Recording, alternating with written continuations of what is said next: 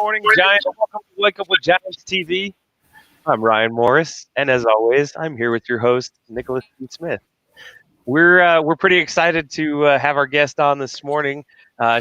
She's sharing the screen a little bit with her husband. We're working on getting the computer going, and she's working off of her phone at the moment. Technology is awesome, especially when we have giants on the show that have a great message to share. There's usually a little bit of technology issues when that happens, and we love it. We're okay with it, and so we're going to go with it, roll with it. And Nick, will you introduce our guest? Yeah, absolutely. Candice, you're going to have to correct me if I say your name wrong, but it's Candice Cochegrus. Is that right?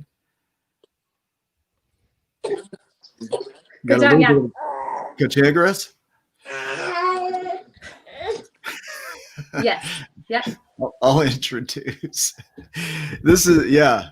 So we'll work with any delays here, but Candice has had an interesting story. We're going to go into that, but at 17, her brother passed away suddenly. I'm going to put her in here and that one. So now we got you. Does that work? I think so. Can you guys hear me? Yeah, we can hear you. Okay. That's the beauty of live is like we never know how it's going to go. So we just go with it. Like a long time ago, we used to freak out. Like it's got to be just right. And then now it is what it is. So and I'm not the guest for you. If you want this section, then yeah, no. Yeah, we're glad we don't to expect it. So, yeah. Just finishing the introduction here. Candice at 17 went through some struggles. Her brother passed away suddenly, unexpectedly, and we'll talk about that through the story here. But she went off to college. Another trauma occurred. She got in an accident that almost took her life, and so she recovered from that. She came out of college. Correct me if I'm wrong on this, but did the most reasonable and rational thing she could think of, which is join the Army, right? Which makes sense.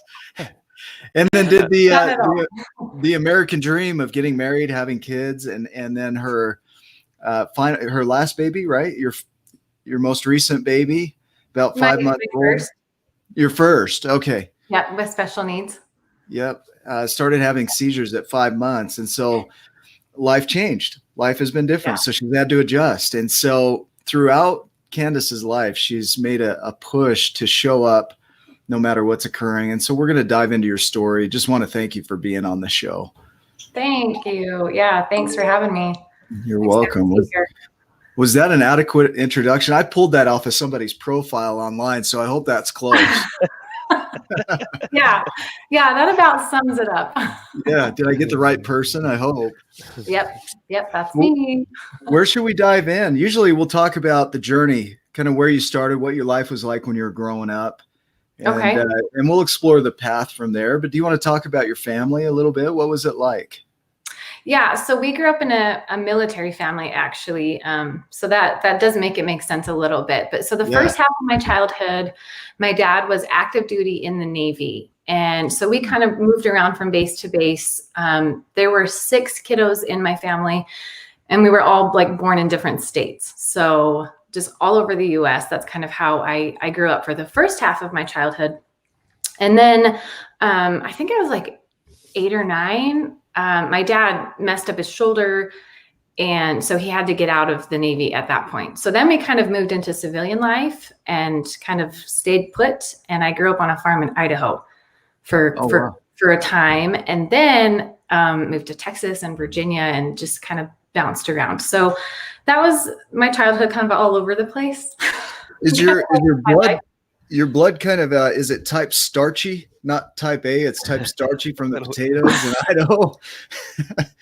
It's like, yeah.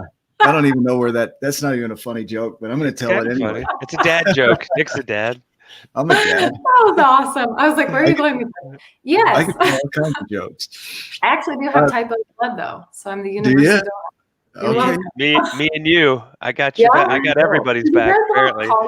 Does the Red Cross call you for your blood type like every month, getting you to donate? So a long time ago. So there's this. Yeah. So Ryan is not very giving with his blood, And so he gets mad. Like, I don't know why I get mad, but like, I'll give anything in the world. But then when it comes to like giving my blood, I'm like, Not your blood. I'm scared. But I would, if somebody needed it super badly, like I would do it. Oh my gosh. Okay, so I have twin sisters that are 3 years younger than me, and they were both born with a heart issue, and they both have had to have heart surgery. And so I gave blood, and they had it on reserve just in case my sisters needed it during their surgeries. They ended up being okay. I think one of them actually did get like a half a bag of a transfusion. But I give blood because I kind of feel like it's my way of giving back.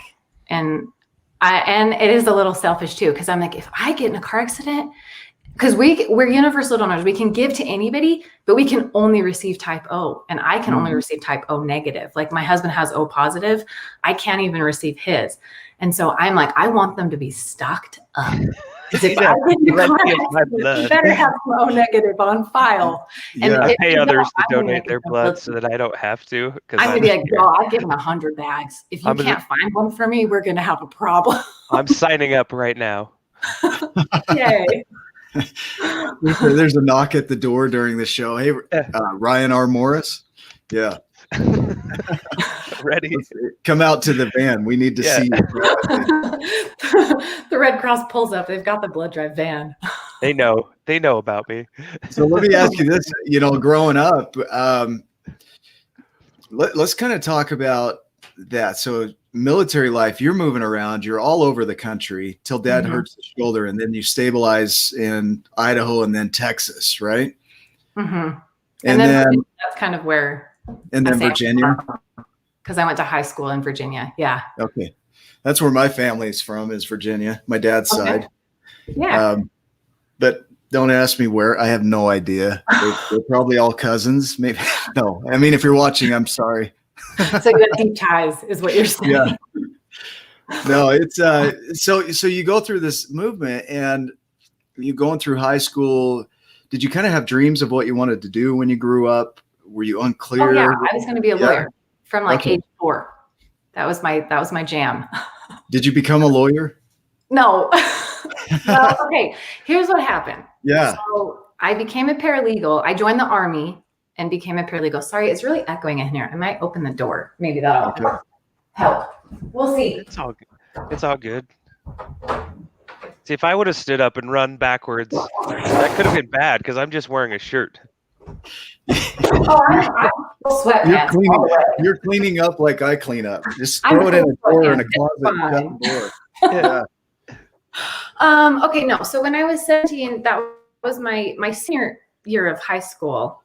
Was when my brother passed away. So that just kind of threw everything for a loop. But even through that, I was like, I want to be a lawyer. Like that's my thing. My mom swears that I, even at like 4 years old, I would negotiate nap times. My dog just came in, and she was like, you're going to be a lawyer when you grow up. And that was just always kind of like my thing and the family joke. And that I did debate, was really good at it. And she was like, you argue all the time. And I'm like, I just explain why I'm right. I don't know what's wrong with that. So anyway, that was my jam. And then, but when I was in my senior year of high school, I kind of was thinking, about life, and, my brother passing away was so unexpected and sudden. And so that made me reflect on some things. And it started to get to the point where it was becoming real. And so then I started to interview lawyers, and they either were super stressed out, had a terrible family life, or a lot of them were divorced and like on medication and just not loving life. But I was like, that's not going to be me. That's not going to be me. I'll be like a successful lawyer. I'll be a great mom, a great wife. I'll be present for my kids. I'll have it all, right? Like, because I'm so special. But then after my first year in college, I joined the Army as a paralegal. And because they were like, we'll pay for school for you. And once you get into law school, we'll take care of that. And you already have some experience and skills. And being a paralegal, you'll get to actually work in the field of law. So you'll get to decide if you like it or not. And I was like, okay, great. It's all plus side, right? So I joined the Army, and then, did my training, became a paralegal, did my first year, had a deployment, and I didn't like law at all. Really? then I was like, what do I do? I'm having a life crisis. But I had only done 1 year of college, so I was able to switch my major and my focus, and I did accounting instead because it's not emotional. To me, it's not really subjective. Okay, I've got to close the door because my kids are. It's real life. That's real life. This is so awesome because you're going one direction and things shift, and then you go that direction and it shifts back another way. It's like you open the door, you close the door. I know, it's just my life. You become an attorney, you become an accountant. But it's such a map for others too. Is when things don't go to plan, just shift your plan. Which is what you do. I try to get through everything with humor too. And I think that's kind of the big theme of my life is like, just kind of laugh and joke about it and just keep going and see what, like my rug is all crumpled back there. In my box, my husband literally just put my desk together. Like he finished like 3 minutes before we started recording. So the box is right there. It's okay. We're just rolling with it. Like, oh, well. I didn't even notice, but thank you for pointing that out. Yeah. Right. You totally relate, Ryan. Yeah. So behind that curtain in Ryan's background, you'll see it. Yeah. I know. I should just like turn off the lights and then just have my ambience like yours, like all black. Yeah. Then you won't see my mess. Oh, well. I just put up a curtain so you can't see anything behind it. Yeah. Maybe I'll get there. I'm like still starting out. So I love this. This is a practice of like getting off course, bring it back, get off course, bring it back. I'll keep it directed somewhat, but you guys are awesome. So the idea here is you shifted careers. I kind of want to dive back to your brother. So how that impacted you. So when your brother passed away, you kind of had a life plan and then that occurred. And can you tell me what that was like for you? Yeah. So I find fulfillment in like the busyness and the to-do list, right? And like what we've accomplished and the success, right? So when I was in high school, I played the flute. So I was in marching band and I was in the orchestra and I was always first chair, could never be second, like had to be like sitting in the very, like first chair means you're the best, basically. If you're not first, you're last.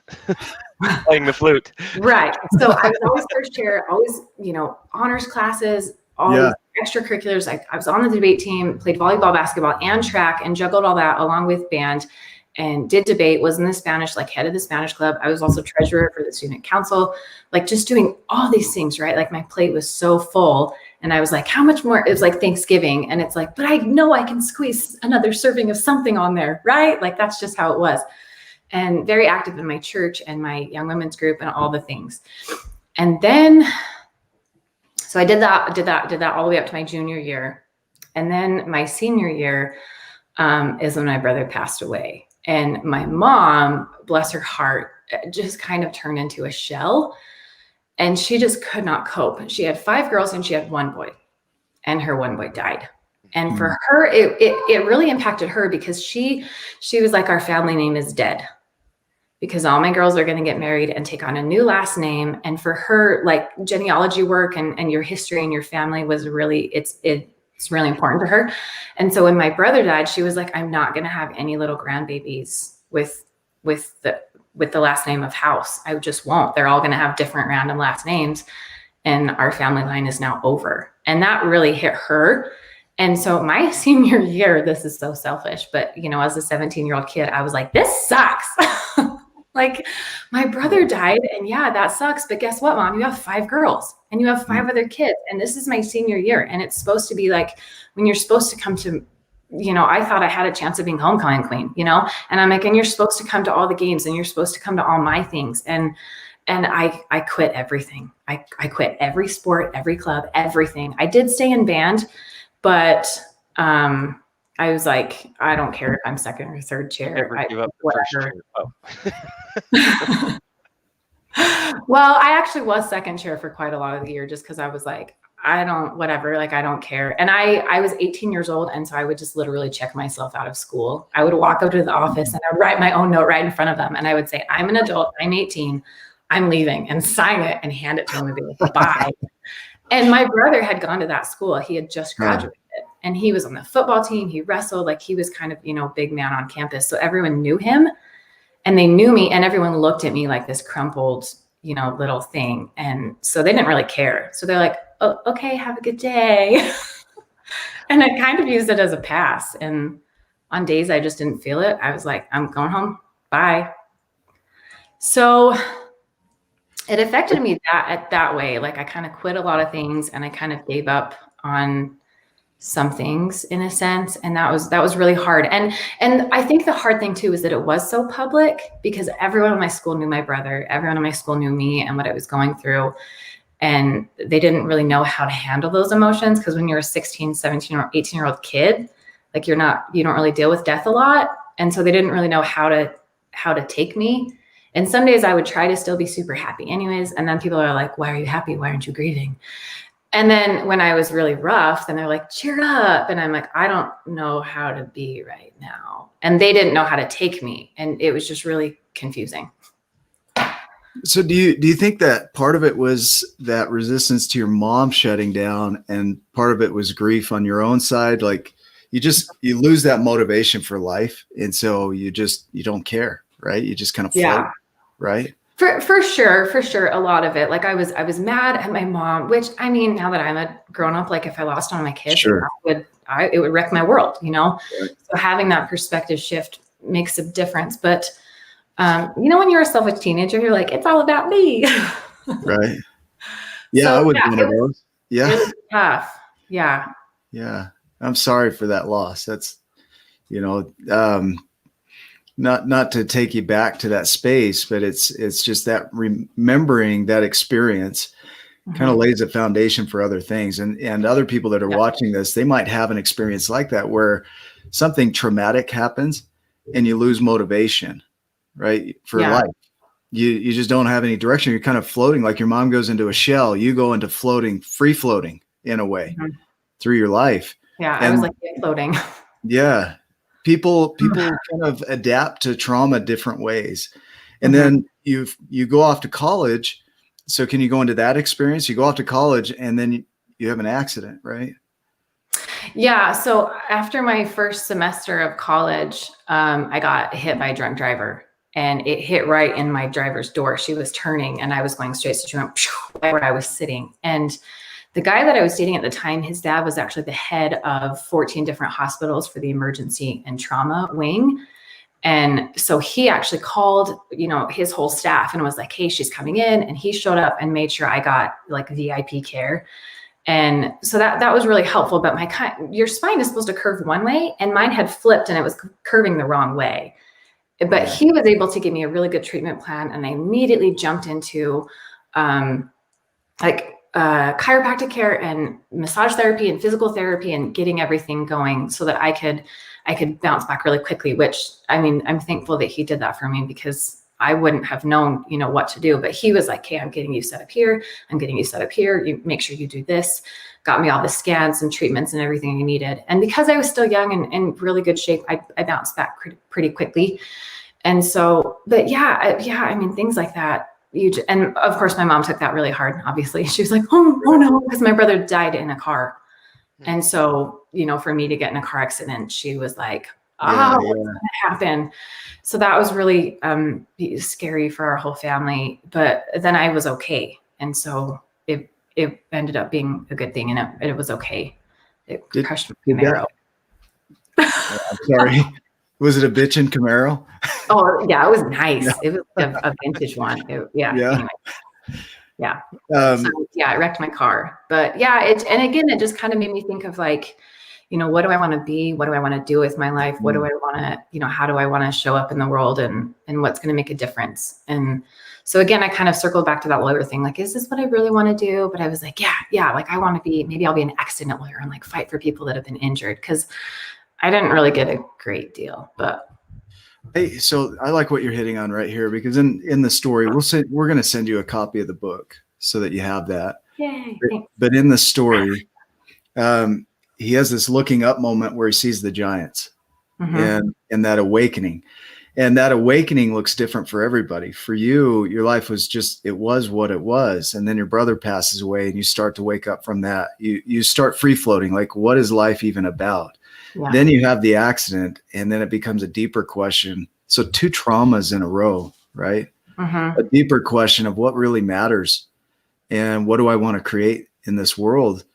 And so you have this moment where your life, like a pivot moment, where your life starts to shift. And so is that the point where you started going down the direction that you wanted to go for your life?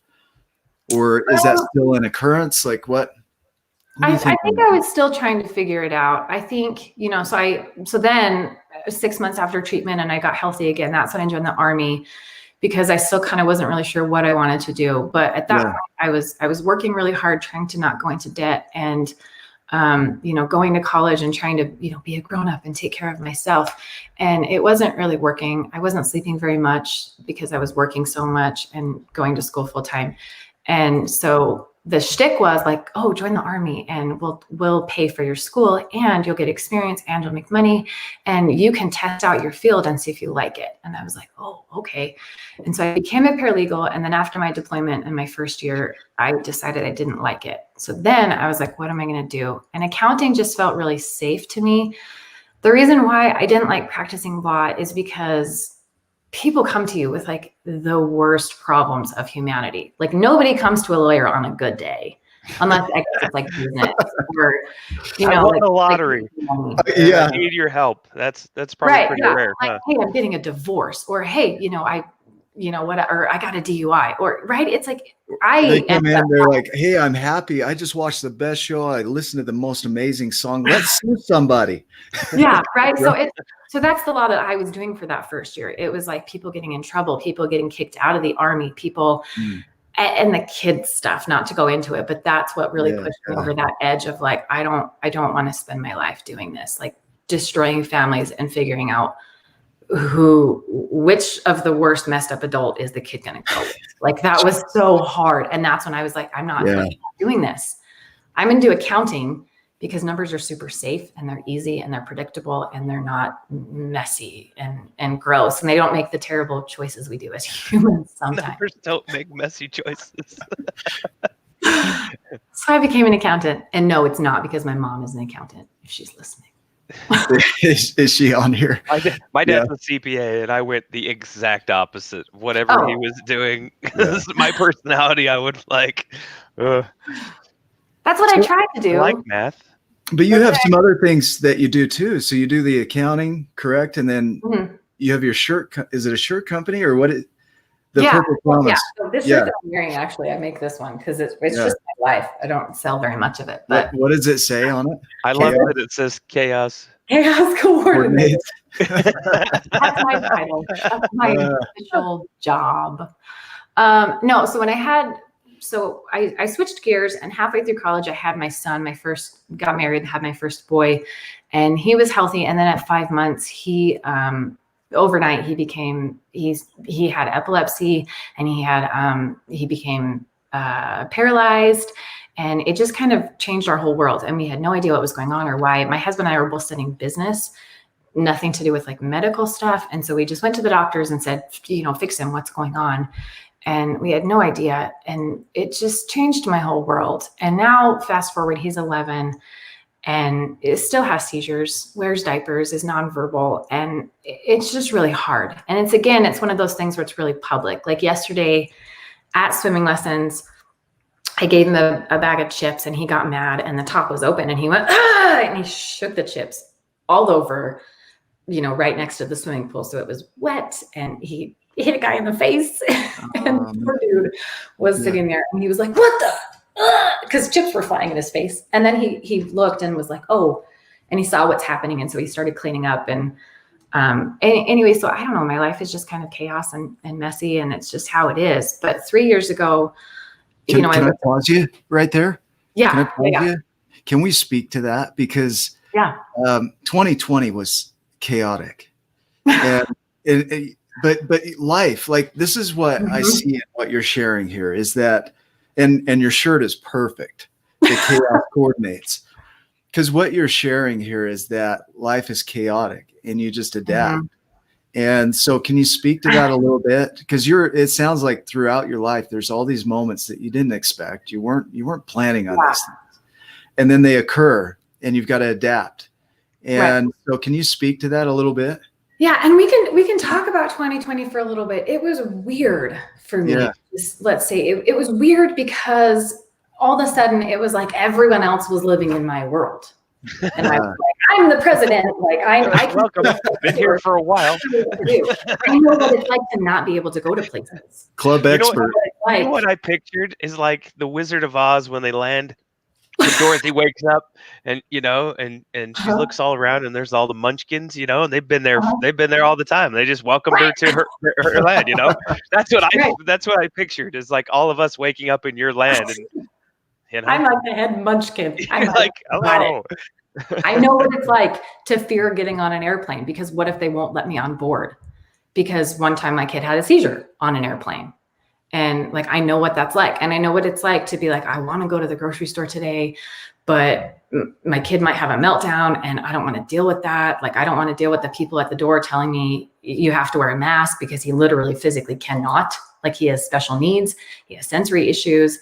And so everyone dealing with the chaos and trying to navigate a crazy, unpredictable, scary world. Like, I've been doing that for a decade.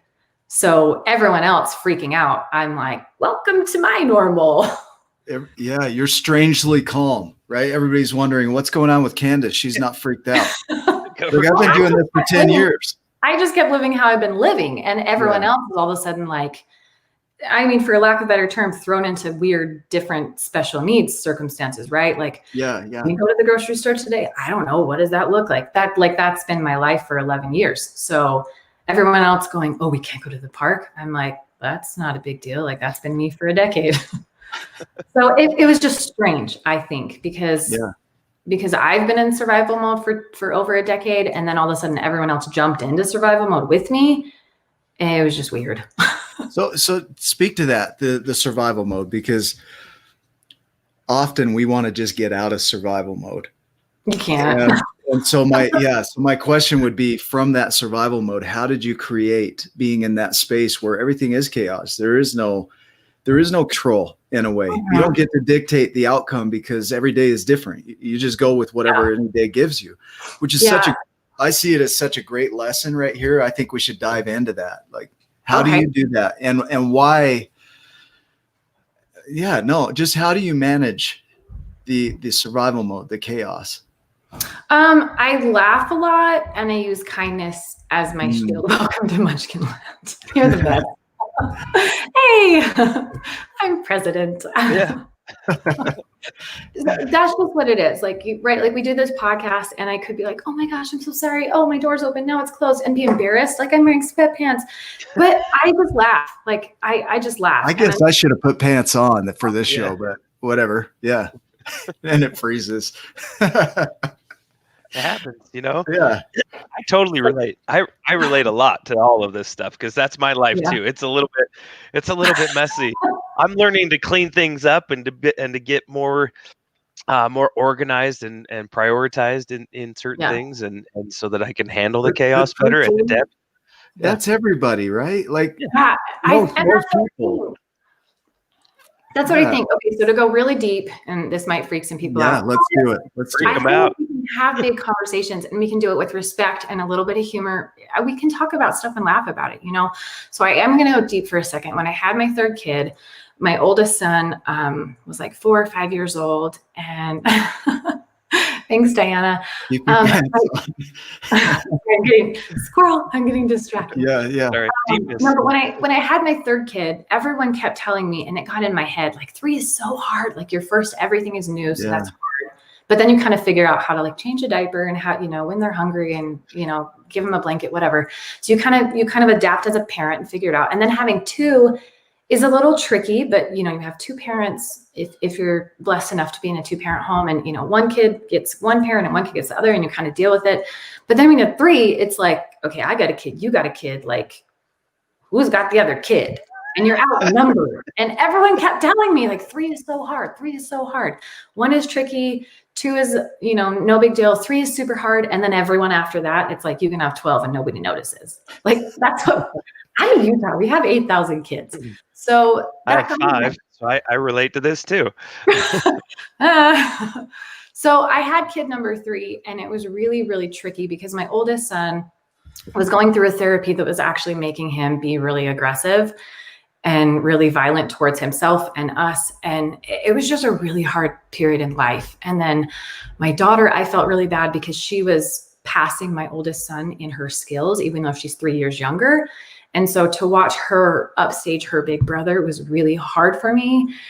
And then I had this new little baby that, of course, needed time and attention and care to literally keep him alive. And I just felt really stressed. And I was also a stay-at-home mom, but that's not a correct title because there are women that stay with their kids and they do a beautiful job, and maybe they're messy, but they're fulfilled. I felt like a prisoner. So I call myself a stuck-at-home mom. And I think that honoring women, whatever they choose, is really, really important to me, because for me, for my family, and for my kids, it is best for everyone that I go to work, that I go to an office, and then I go to a happy mom. And then the hours that I give them are filled with humor and joy. And maybe they're messy, but they're happy. They're not, mom checked out in a corner on her phone for 8 hours, because that was not fun. That's raw and that's real. And you're diving into just kind of the backside of Facebook, this stuff behind the screen that people don't see. Oh, they do on my page. Yeah, I know you do. So you're good at that. And that's much appreciated because it's real. I mean, there's no difference between what you see on the external world with what you see on the internal world.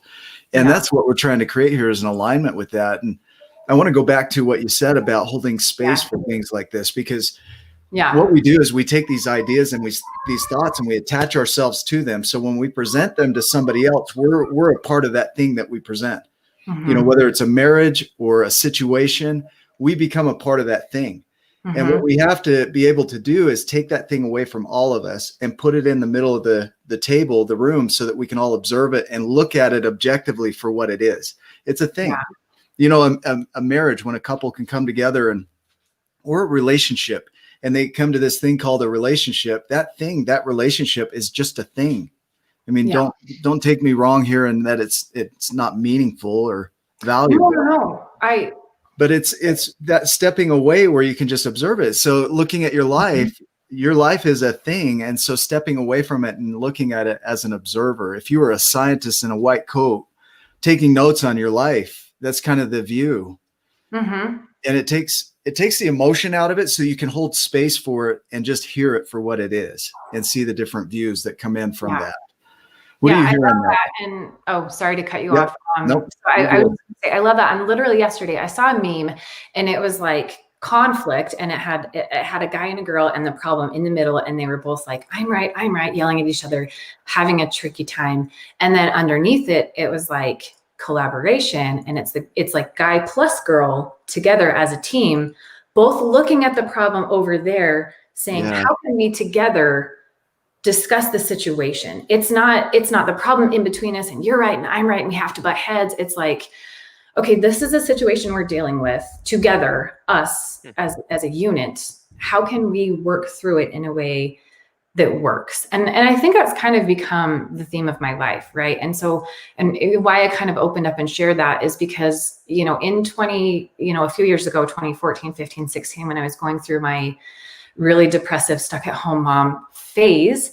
And I am being vulnerable, but I do that, with hope that people are going to be, kind and respectful and possibly relate. Because what I learned is that the reason why I was in that place is because I felt isolated and I felt alone, and I wouldn't open up and talk to people.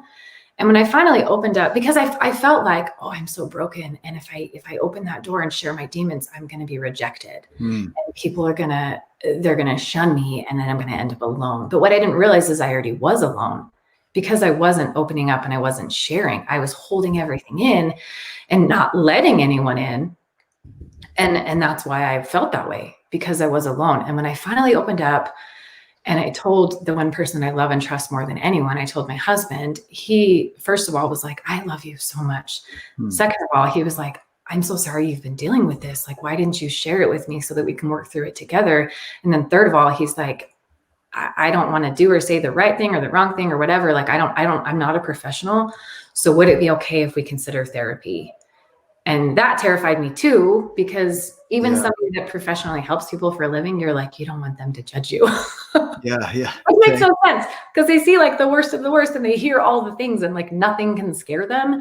But when it's you and you don't think that, and I was totally irrational through a lot of it, that I didn't think that, and so I didn't realize that until I went, oh, wait a minute. They hear like the worst problems of humanity. Like me as a paralegal, I had seen it all, done it all. Like nothing can scare me because I've literally seen and heard like everything. And so I was like, maybe they'll be the same, and they keep it confidential. And I know that as a paralegal as well. So I was like, let's give it a try. Let's go and talk to somebody.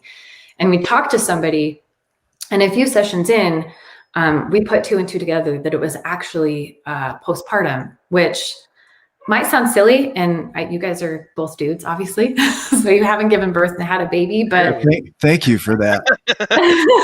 Yeah. You're welcome. I've definitely never been pregnant and had a baby. You're very observant. Yeah, I like it. But my husband, like you guys, was like, I have no idea what you're going through. Like, maybe let's go talk to somebody else together. Yeah. We go eat a burger and it fixes all our hormones. Here you go. Punch each other once or twice and we're like, we're good. We're good. All the things, like I felt ugly, I felt stupid, I felt broken, I felt like I wasn't contributing to my household because I didn't have a job. I just felt like I was this mooch and I wasn't even doing a good job at that. And I just felt so broken and I didn't know what to do. And so my husband was like, well, let's go to counseling. And I was like, I don't want to go to counseling. And he was like, well, what if we go to marriage like together and I go with you? And I was like, okay. Even though I was the one that had all the issues. He's perfect. But that space that he held for you to be able to talk about it as a thing separate from your identity, because we get worried about the judgment when we identify with the thing. Like if people knew this, then what would that mean about me? And it's our judgment of it that gets in the way. And here you're willing to try. And this is what I like about what you said, is that you're willing to try it, even though inside you're still feeling this conflict. You're willing to give it a shot. And a lot of people, they feel that judgment and that conflict, and they won't open up to it. Yeah. And it takes an opening up for that to even occur. So if you're not even open to it, or let's say you're sharing with somebody and they can't hold the space for you to share what you just shared, they attach to it. So it becomes who they are. Then it becomes really difficult to share these things. It's really, like you said, it's that 1+1, looking at it with an awareness, an objective awareness that it's a thing. It's just a thing. And then you talk about it and you talk it through. That's where you can really see what aligns for you or not. Yeah. Yeah. So since then, I found for me talking really does help, because I was like, what's talking going to do? That's so dumb. I'm so skeptical. But actually talking really helped a lot, and opening up and sharing appropriately, because I think that we are in a day and age where some people overshare and they just word vomit their mess all over you and they're like, blah, it. And it's kind of an in-your-face defensive thing to be like, this is me, and if you don't like me, it's your fault. And I don't think that's appropriate either. I think there's a balance of a space where you need to be vulnerable in an appropriate way, in an audience that kind of has earned that trust a little bit, but to do it in a way that gives people permission to know that like they're not alone and you're not alone, and it's okay to come together.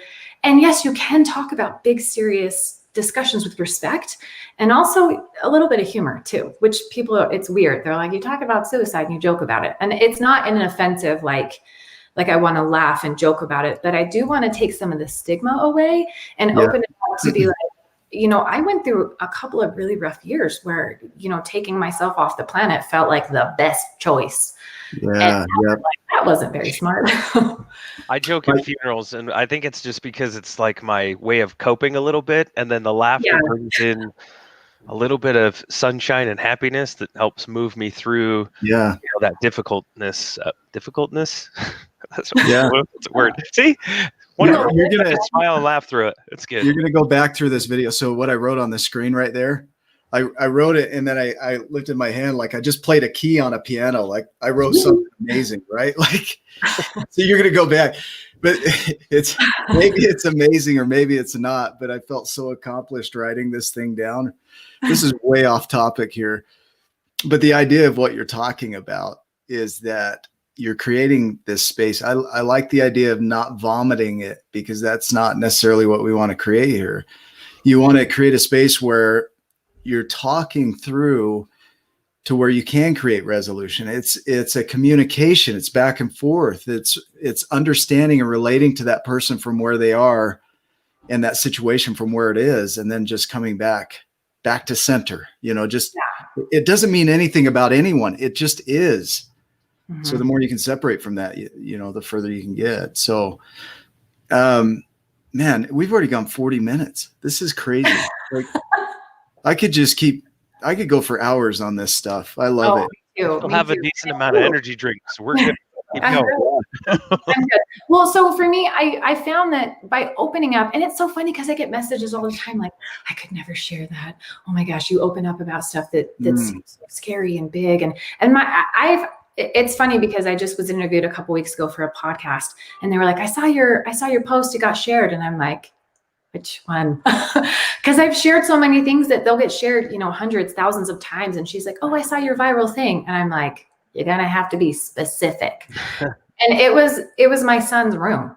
My son, he's almost 12, he's 11 right now, and he has seizures. And so his mattress is on the floor because he has them when he's sleeping at night. And so if he rolls out of the bed and lands on the floor, when we had his bed up high, then he would fall and like hit his elbow or his head or his leg or whatever. So his mattress is on the floor, and he broke his window. And so his window is boarded up. And when he gets upset, he bites. And so this, like the corner on the wall back here in the room next door, which is where he was for the last several months, when he would get mad, he would run over and he would bite the corner of the wall. And so there were literally chunks. It looks like a beaver lives in my home. It's just a kid with autism that just doesn't know how to handle the world. And I shared a picture of his bedroom, and of course, the second I hit send, like I cry and I open up my heart a crack, and, we'll see what people say. And sometimes people do, attack me. And one lady was like, you don't have a stable home. And I'm like, thanks for sharing. Blocked. That's fine. You're not my people. Of course I don't. Yeah. Neither do you probably, lady. I don't know. Well, okay. So there's another point. There's another point right there. We can block people so easily on Facebook and Instagram and all these social media things. And people have a challenge blocking people in their lives from that type of energy. They allow it a little more because they're in person, or they know them, or they're a relative. And so they just allow it in. And the truth is that we have a chance to, if that energy affects your ability to show up, you have boundaries that you can set around that. Mm-hmm. People don't know how to set healthy boundaries. I have a very specific criteria. So I don't accept curse words on my page. But when you share big topics with really big emotions, sometimes people come heated, either at me, or one person called my son undignified. She said, it's undignified to be a grown-up and wear diapers. And I was like, well, he's probably going to wear diapers as a grown-up, because guess what? He's 11, he's almost 12, and he's wearing diapers. And so I shared a picture of him wearing diapers. So a lot of people came in like, oh, that lady, and they're tearing into her. And I'm like, no, guys, that's not the point. We're not here to tear into people. So bring it back a little bit. But when you share big topics, even with humor and respect, and, try to do it with kindness, then people come in and they have a lot of big words. And so I just have a no cuss word policy on my page. So my rule is, if somebody curses on my page, I just share that. I have preset, and I just share the image, and I say, hey, I really appreciate you being here. Thanks for voicing your opinion. Could you please adjust the curse word? I want your comment to stay. I think your words are important, and I love that you're here, but please change the cuss word. 99% of the time people go, oh, sorry, let me do poop instead, or your silly face or whatever. And I'm like, okay, cool. So that's one of my healthy boundaries, is I don't allow curse words on my page, because I want it to be a place, even though we have big conversations, I want it to be a place where people can come, because I know many, many people read and they don't comment, they don't share, they don't say anything, because they want to come and maybe they're not ready to be open yet, but they'll kind of jump on, piggyback on my openness, and they'll see other people's comments and know that they're not alone. And that's okay, because I was in that space for a while too. I would read articles, I would read posts, but I was like, I don't want to like, because then they'll see my name and then maybe they'll think blah, blah, blah, whatever about me. So that's just a healthy boundary of mine, and people don't know how to do that. So some people, they cursed on my page, block. Like, I don't think it's appropriate to jump straight to blocking to somebody because they shared a big word, because they're feeling big emotions. But if I share that meme and say, hey, please adjust your curse word, and they go, haha, whatever, and then they share 6 memes with curse words, that's when I go, nope, not healthy. I don't appreciate your energy. You're not my people. Delete, block. There are 8 million people on the planet. Like, go find your people. I'm not it. I want to talk to that. So this is valuable. If you'll hear this, listeners, that you're teaching people how to work with you. And so in that, what you're creating is alignment, either for yourself or for them. You're finding out what aligns for each of you. So by being clear on what works for you and what doesn't work for you, now that person has a chance to come in and say, well, that works for me. I want to align with that. Or that doesn't work for me. I want to misalign or disalign from that. Yeah. And you're saying the same thing, is your behavior doesn't work for me, so I'm going to move away from you. And it's constantly this showing of how to work with me. Like, if you're going to be in my space, this is what it looks like to be in my space. And you're very clear about it. For me, it doesn't work for you to use curse words. And so can you adjust it? And if they adjust, that works for you because you're realigning with that person because of their adjustment. But the moment they do the other thing and go the other direction, you can clearly say, I was clear about what works for me and what doesn't. You violated that. So as part of honoring myself, I'm moving away from that. And so you're out. Right. And it's not about right or wrong. It's just really clearly defining, this is what works for me in my life. If that doesn't work for you, then that's okay. We're just not going to be together in that. Yeah. Yeah. And I think that people get so hung up on like their small circle or their small group of people or other people's comments or other people's feelings, and thinking, like, I think we need to get really clear about rejection and your self-awareness. And if I don't work for people, that's okay. Not everyone likes chocolate. I think chocolate's awesome, but people are allowed to have different opinions. And if you don't like chocolate, like, I'm probably not your person. That's fine. It doesn't mean anything about me or chocolate or you. Maybe it means something about you. But it's fine, and I think people are like, oh, if somebody doesn't like me, like, no, I just be who you are, be whatever flavor you are. And if people like your flavor, like, cool. But there's not just like one flavor at the grocery store. There's a bajillion. And guess what? There's literally billions of people on the planet. Like, if I'm not your flavor, please go find someone who is. I would venture to say, even at the grocery store, I don't buy about 90% of the stuff that's in there. For sure. But somebody buys 5-10% of it, and we all buy a different percentage of different things. I mean, I like that analogy, the grocery store. There's so many options in there. It's just like life. There's so many choices, but you choose what you like and you go get that, right? Yeah. And I think, like you're saying, make it a separate thing. Don't make it like, I'm bad. Like, I'm not bad. You're not bad. It's fine. We just like different things, and that's okay, because without all the instruments, the orchestra doesn't work. If every single person was a French horn, that'd be terrible, And so it's fine. Like, you can like what you like. Yeah, and French horn's the worst.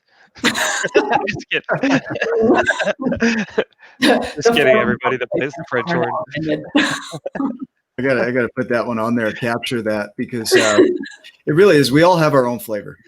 Somebody might look at your shirt and say, chaos doesn't coordinate.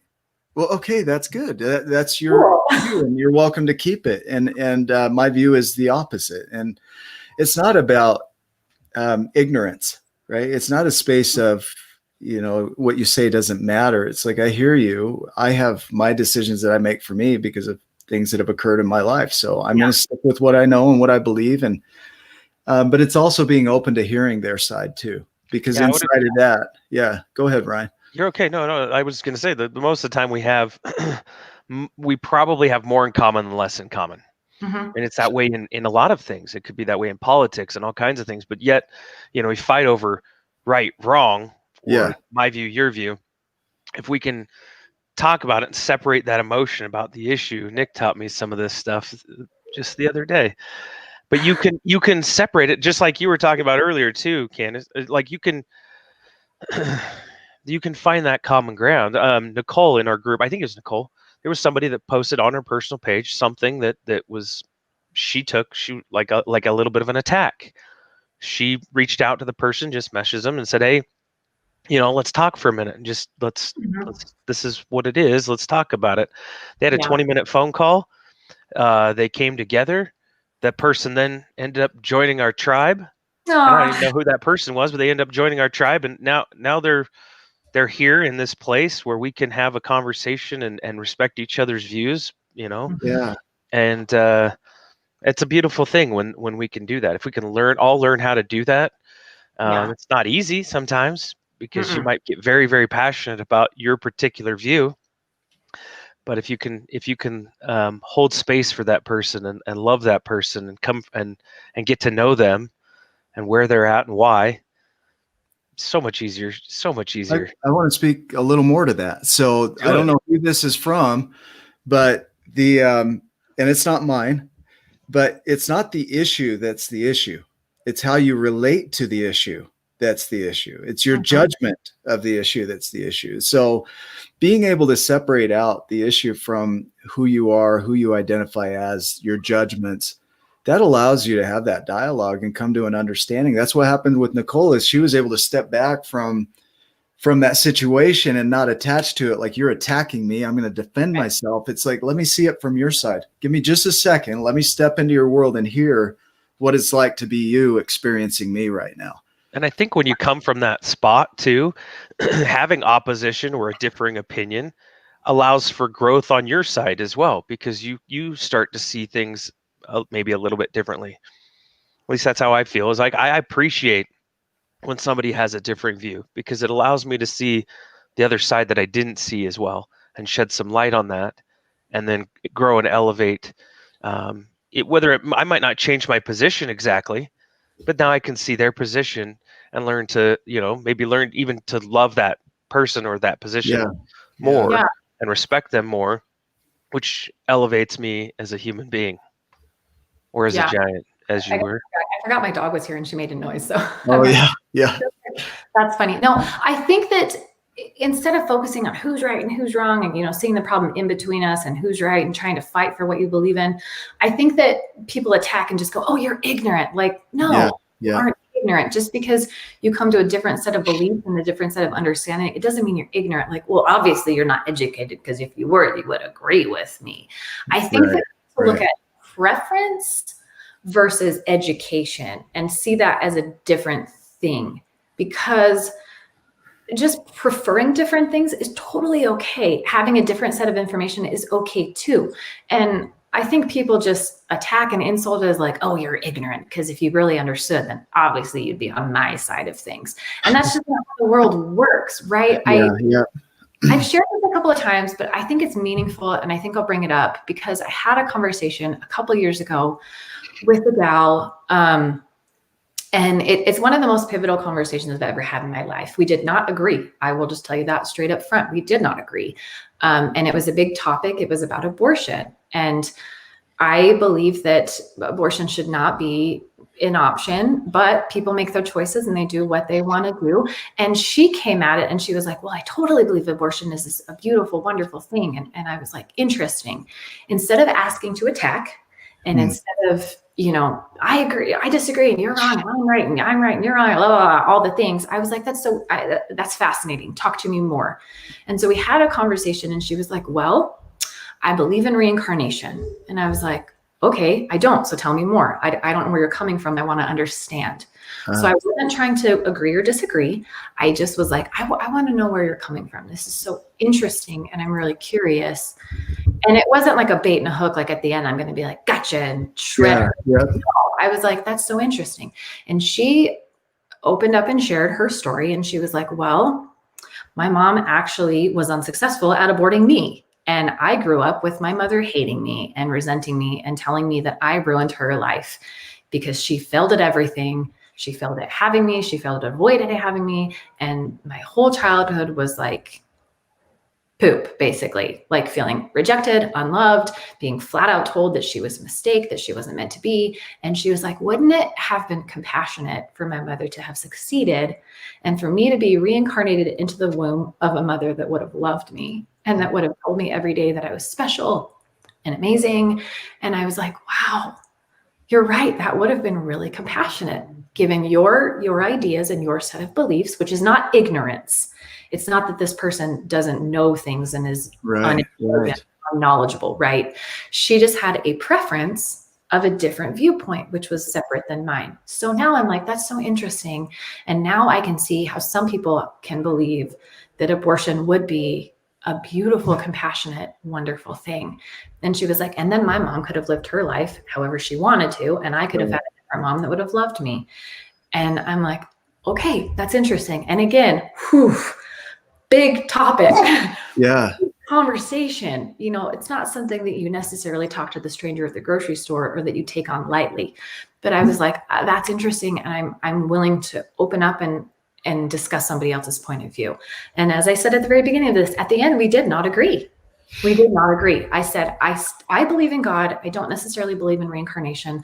I believe that you get one body and you have one life and no one else has to agree with me. I'm not here to change anyone's mind or anyone's ideas or anyone's beliefs. But I said, that's interesting that for her, it's a compassionate thing. And for me, I believe differently. But I could tell that the compassion that you had, and the emotion, just talking about that when you were like interesting, and then she went into the reasons why. Well, and you could feel that for her, right? Like you could feel that for that person. You can see it in as you tell it. I mean, you can see that emotionally. You can feel it that you got into that. And I want to hit on the point that you said about agreement. Acceptance and agreement are two different things. Because you accept something doesn't mean that you agree with it. That you can accept her view, even though you don't agree with it. You can hold space for her to hold on to that and have that as truth for her and accept that, which allows you to have your own acceptance of your beliefs, and she allows you the same thing. But you don't agree. And so acceptance is an agreement. And I've learned that from multiple coaches, is that you can hold space for people to have their life. You can have situations be what they are. It doesn't mean that you agree with it, but you can accept that it is what it is, or that they see the world the way they do. Right. And I think that understanding and that holding the space is what bridges the gap. And I think allowing for preferences and different opinions is what puts, people together in the problem over here. Because maybe the problem is we don't agree. And maybe on all things we don't have to agree. I think that to write laws, if she was writing the law and I was writing the law, we would probably approach it from different vehicles. And then a doctor might come in and have a completely different idea, from a medical standpoint versus like a religious or a philosophical standpoint. So I think at the end of the day, if we just allow space, like you're saying, just hold that space and allow understanding and preferences, because when I understood where she was coming from, I didn't have to agree. I was able to, okay, you can think that and I can think this, and it's okay for us to think different things. There is no right or wrong necessarily. It's what works for me, what works for you, and can we jive together? Can we still hang out at the pool and, Yeah. It's not saying agree to disagree. Because I want to punch people in the face when they say that. Like, well, you're an idiot, but okay. Okay, agree to disagree. Well, no, that's not even it. Yeah, you're still ignorant, but okay. I don't want to punch people in the face, but mentally I do. No, it's because there's a lot of people. There's such a diverse group of giants in our tribe. There's so many different viewpoints. I know. Because I'm friends with some that are like, I'm friends with a lot of them because that's my personality. But I know like maybe they're religious or political or whatever beliefs. They're they're different beliefs on life might be different. Cultures might be different. But guess what? I see them as giants and where they're at and what they're doing. And it's just that paradigm shift. Maybe that's in my own mind. That's just in me. As developing as a person and as a human, and seeing them as a giant, as a human, and in their space, and applauding that. I think that's the difference, is instead of, okay, disagree, like agree to disagree, because then it's like separates them, like, you're over here. No, the whole conversation. I mean, this whole dialogue, this is valuable, and this went in a direction I didn't expect on coming to. No, but that's part of the chaos, right? I blame our chaos coordinator. Yeah, our chaos coordinator. Hey, buddy. And Richard Paul Evans, he talks about chaos being the mind of creation, right? It's from the chaos that we draw our ideas. What's up, buddy? Hi. How are you? I'm good. Good to see you. Okay, with your crazy bedhead. Sunday. I like the hair. That's awesome. You coming to join Mom? What's that? Are you coming to help Mom out? You coming to help me? Yeah. You're doing a good job. Yeah, good for you. I got stuck. You needed to give me a little boost. Cool. Well, so as a wrap-up thought, are there any other words of wisdom you would want to share with somebody in this tribe? If you were to go back in time and share with yourself, or what comes up? Yeah. So I think just knowing that everybody's probably struggling in ways that you may or may not know. So I mean, yesterday at the swimming pool, after everything happened and I had a minute to kind of reflect and be introspective, I thought that's so interesting. That could have gone one or two ways, because when my oldest son with special needs, when he had the chips and he threw the bag and he was having a meltdown because he wanted to go in the sauna, but I wouldn't let him, and he was trying to go, and he was upset, and it's okay to be upset, but I was not going to let him go in the sauna where he's not allowed to be. And it's hot and dangerous in there for him. And so he was mad and he started flailing the chips, and it hit the guy in the face. Literally things were flying at him and he had no idea what was happening. So he went, what the heck? And then when he looked and he saw, it's this kid having a meltdown, and he saw I was right there with him. I wasn't, it wasn't this kid that was just being a little, bum or whatever. It was a kid that has special needs and having a meltdown and having an issue. The guy went, okay, let me help clean this up. No problem. And I was like, and my kid ran off. So I was like, sorry. And they were like, go with your kid. And I'm like, okay.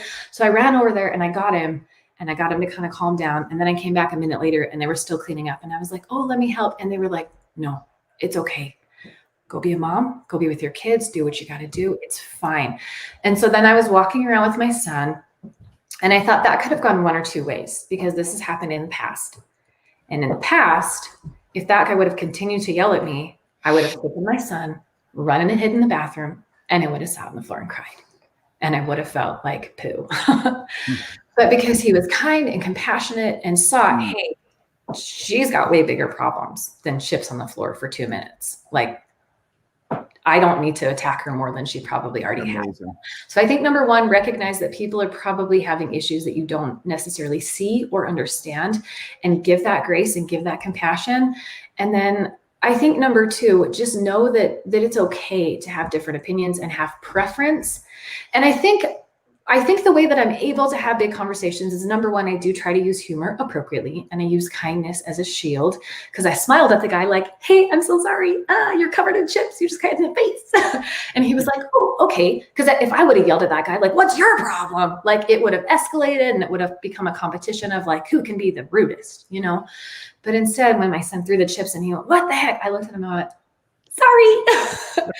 Surprise. And he went, oh, it's okay. Go be a mom. Take care of your kid. It's fine. Amazing. So know that people are having a hard time. Give them the benefit of the doubt. Have compassion. Give them grace. Have a little humor and kindness about it. But I think the reason that I was able to delve into that big conversation with that friend is because I said, that's curious. I was curious about it. I said, I'm just curious. Can you explain more?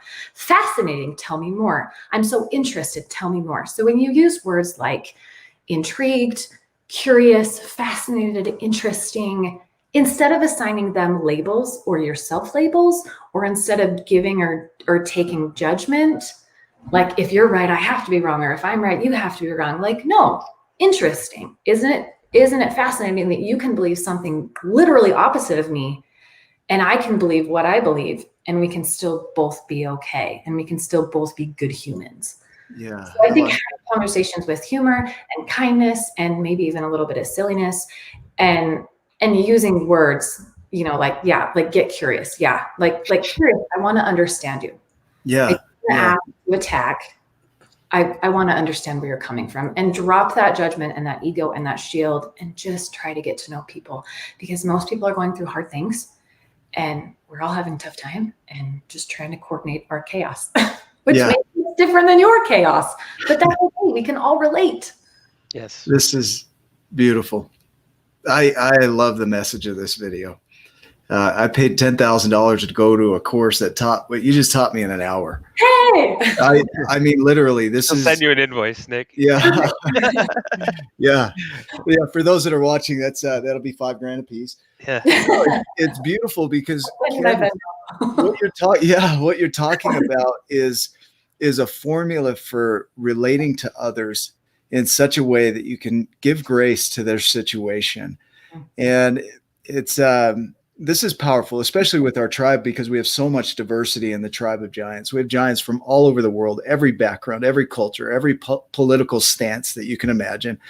And so to give grace to their view, that's kind of what we look for inside of the tribe, is to hold that space where it's safe to come in and talk about just about anything. You know, there's some things that we don't put on there because they don't fit our platform, but that's the only reason. Yeah. It's fine. You don't have to stand for everything, and you don't have to agree with everything. You know, like I have my boundaries of no curse words, and that's just my thing. And if you want to curse, like there are places for you to do that. There's tons. Yeah. Plenty of groups. Yeah. I'm going to be saying poop a lot more often. It's fine. It ends up the situation. I'm not. It works for me to swear, so I'm going to continue. I'm not going to fight or argument, but the next interesting discussion you're having, say poop. And he's sick. And he's a boy, so potty talk is like. Yes. That should be the shirt. Oh, poop. Yeah, I like it. Perfect. He loves that. Well, you know what I see too, Candice, is so in the book that Nick wrote, The Giants and the Smalls, I see, so there's Remy the giant and Rit the small. I have to go opposite. There we go. The camera. Yep. You did good. Good job. I see this as like a giant still goes down a path. I see you as a giant. You're still going down a pathway and still growing and still learning. But then you're turning around and helping others to see their path as it relates to, to your path. Now you can't do it for them, but you can give them tips and tricks and tools and help them to be able to relate that, hey, it's going to be okay. You can use humor. You can use these different things. You can give them a whole new perspective. And in the book, Remy gives Rit a whole new perspective. He puts him down on the ground. He puts Rit down on the ground. Says, what do you see? He's at the edge of a cliff. And because he's short, he can't see up over the cliff. And he sees dirt and weeds and rocks. And he's like, it's just blah. He goes, yeah, okay, well now. And he picks him up, scoops him up on his hand and puts him on his shoulder. And then the giant stands up. And out beyond that big expanse is the whole world, the whole universe.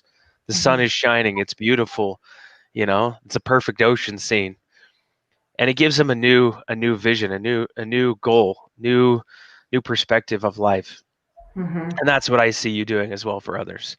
And sometimes it can look a little chaotic and messy, and that's okay, because other people can relate to it, and then they can look at themselves, look around and say, okay, hey, well, look, if she can do it, I can do it. And so I appreciate you showing up as a giant, in your world and for others, so that they can see. And you're doing a really great job. You're killing it. And some days I'm sure it doesn't feel like it. Some days are those bag of chip moments where you're just like inside, you just want to just curl up and hide. Yeah. But you're pushing through it, and you're doing it. And you're killing it with kindness and love, and so we appreciate you. We appreciate your family and for them, for who they are. So thanks for sharing your message with us. We really appreciate it. Thank you. I appreciate that. And to and to speak to your point, if you're staring at your own little patch of 2 inches of dirt, like you're not going to see the sunrise. Like you've got to lift up your chin, like chin up and look, take a look, take a deep breath and see what's around you. And the analogy that I keep thinking that has gotten me through the last 12 years, because the thing that I get most often is like, how do you do it? Like, because we have a small family company, we have real estate.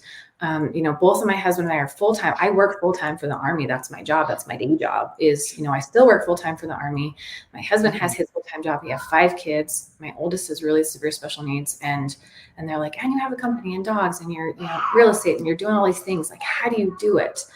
And the thing that I think is, some days I don't. Some days I do crumple and I take a nap or I take a break or I take a day off or whatever. And that happens. And some days I do still go in the bathroom and sit on the floor and cry. Like, it happens. But I think that when you get out of the fire, like you're saying, you can't do it for them, but you can grab a bucket of water and you can run back in and say, here's a bucket of water. How can I help? And some days I'm in my own fire and I'm like, I can't help anyone today. But tomorrow when I can, you better believe I'm going to grab 3 buckets and I'm going to help whoever I can. And I'm going to share some of my mess so that people feel like they're not alone. And, if we want to have these big conversations, then let's do it. And let's try to do it with understanding and compassion and kindness. And if people rush to my page, there's a bunch of things they might be offended about. And there's a bunch of things they might not agree with. And that's okay. But I think that if we can just allow that space for understanding and preference versus, name calling and slinging insults and calling people who don't believe the same things. So to finalize, I just keep hearing in my mind that it may not feel like you're getting a lot of movement some days. Like you talked about the fire. Sometimes you go back in. I work a full-time job still, and it creates this on the side. This is a bonus thing for me. I love it. It doesn't energetically cost me anything because it's so enjoyable. But you come home, some days you are tired and you think, man, I haven't done any good. And I look at this video as one more thing that we put out into the world that's positive. We did one more thing today that created positivity in this world. Just one. If I stopped right here, I'd feel satisfied with my life and my outcome. The book was one more thing. All of these interviews are one more thing. The radio show, one more thing. Every post on the tribe, that's one more positive thing that went into the world today. That's one more. And so by one, right, going, Ryan, back to inch by inch is a cinch. Yard by yard is hard. We're not looking for drastic changes. We're making incremental improvements in this world, and positivity will occur as more of us join en masse to do that. And so, Giants, as you're watching this, relate to others, hold curiosity for them, give grace to the unknown, because you don't know what's going on in their world. And love them right where they're at. Doesn't mean you have to agree with it, but accept people where they're at with their views. And from that space, create and find a positive solution, because that bridges the gap that we have between the understanding. And so if you haven't read the book yet, please go get the book. It's available on giantsandsmalls.com. Candice, we're going to send a copy to you and your family for being on the show. Should we read that book? Yeah. And so as you're listening to this, reflect on your own life. How can you improve your listening and relating to others in such a way that you can hold space for their ideas, even when you disagree, and create from that space? And so we appreciate you being a part of our journey. If you're on YouTube, subscribe. I keep hearing smash that like button, right? This is what they always say. Yeah. Smash that like button. But subscribe, share with friends that might benefit from this conversation, because this is one of the more valuable conversations you're ever going to have, is how to relate to another human being that sees the world a lot different from you.